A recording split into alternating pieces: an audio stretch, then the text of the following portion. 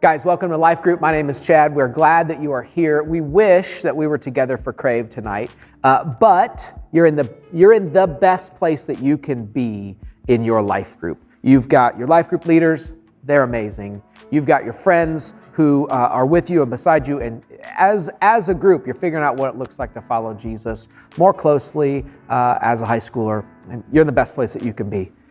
Tonight and the next few weeks, we're going to be looking at a character named Daniel from the Old Testament. So within this series, we're going to look at 3 different moments in Daniel's life, from Daniel chapter 2, Daniel chapter 3, Daniel chapter 6, where one, we see that it kind of hovers around the idea of a dream.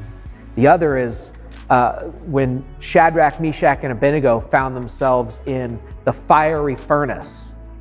And then in Daniel chapter 6, where we see that Daniel was actually thrown into the lion's den. The dream, we've got the furnace, and we've got the den. It's going to be some great conversations. We just know this. We're praying for you. We love you. We're glad you're here tonight. Be nice to your leaders. Have a great one.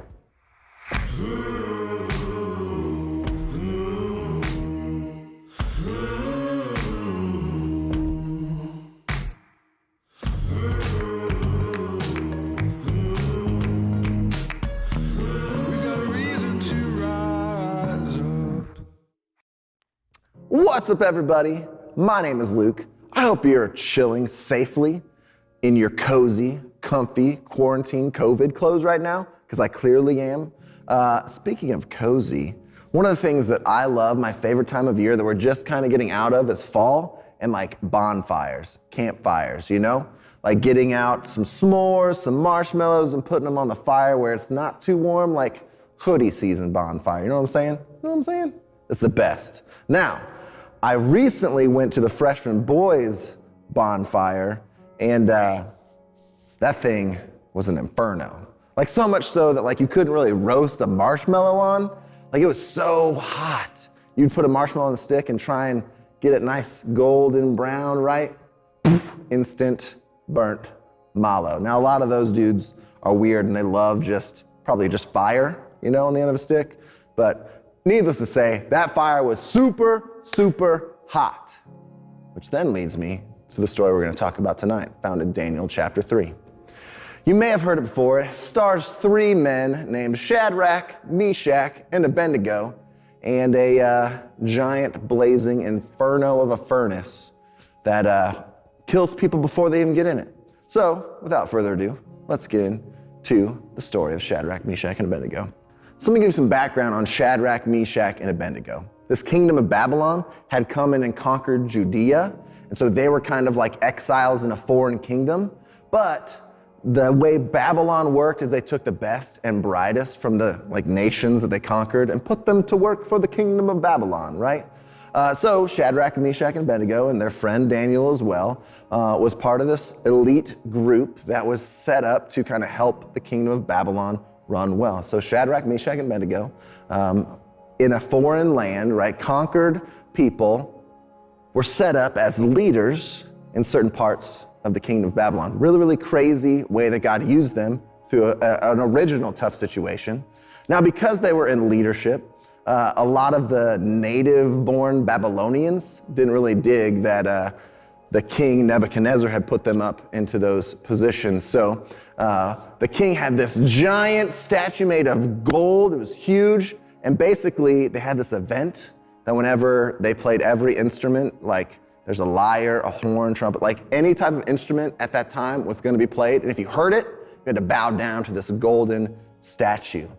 And so Shadrach, Meshach, and Abednego knew that they were not going to bow down to any false idol or false worship. They worshiped the one true God. And so they didn't bow down. Now the other leaders found out about this and they kind of tattletold on Shadrach, Meshach, and Abednego. And King Nebuchadnezzar wasn't having it. He was furious. He was going to make an example of these 3 guys. So he's like, you won't bow down to my golden statue? Well, here's what we're going to do. I'm about to throw you into this blazing inferno of a furnace. So Shadrach, Meshach, and Abednego tell the king this after he threatens to put them in the furnace. If we are thrown into the blazing furnace, the God we serve is able to deliver us from it, and he will deliver us from your majesty's hand. But if he does not, we want you to know, your majesty, that we will not serve your gods or worship the image of gold you've set up. So these three dudes are kind of like, nope, sorry about you, throw us in the fire. We serve the one true God. He's more powerful than you, and we love and trust him. So if you throw us in the furnace, he has the power to save us. But if he doesn't, we're still not going to bow down to you. These dudes, hardcore. So that ticked Nebuchadnezzar off even more. So they kind of like put them in all kinds of like highly flammable clothes, right? So that they would catch fire and burn to death. It's not a good story, right? So he wants to burn these people to death. He got his strongest soldiers to throw them into this furnace. So the king was willing to sacrifice his strongest soldiers just so that these three dudes got thrown into the fire.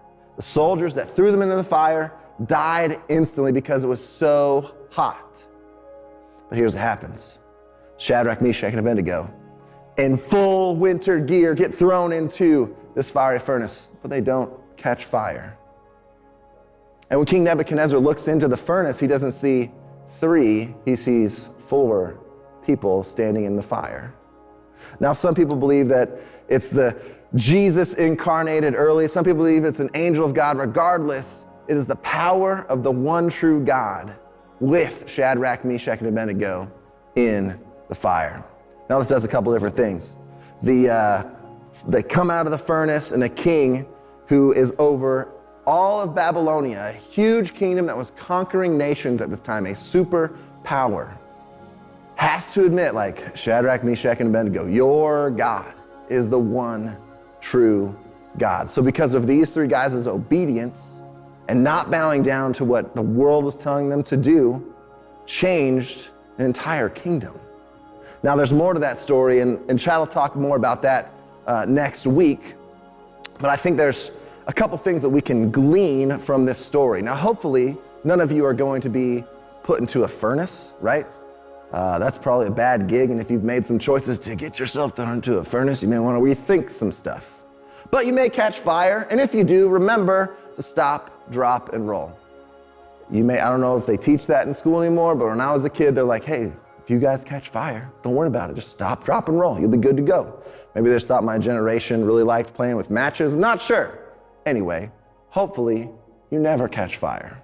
But I do think that you will have different situations in your life if you stand up for what you believe in. If you stand up for what God is calling you to, there'll be situations where you'll have to make a choice. Do I stay true to what I know God is calling me to do?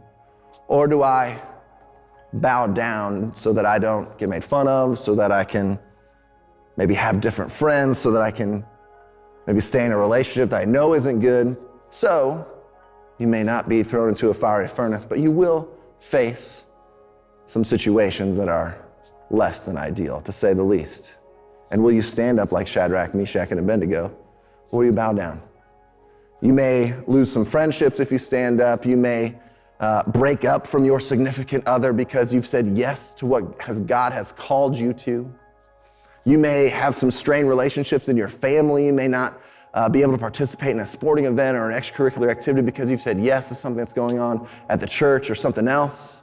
So it's going to cost you something to stand up for what God is calling you to do.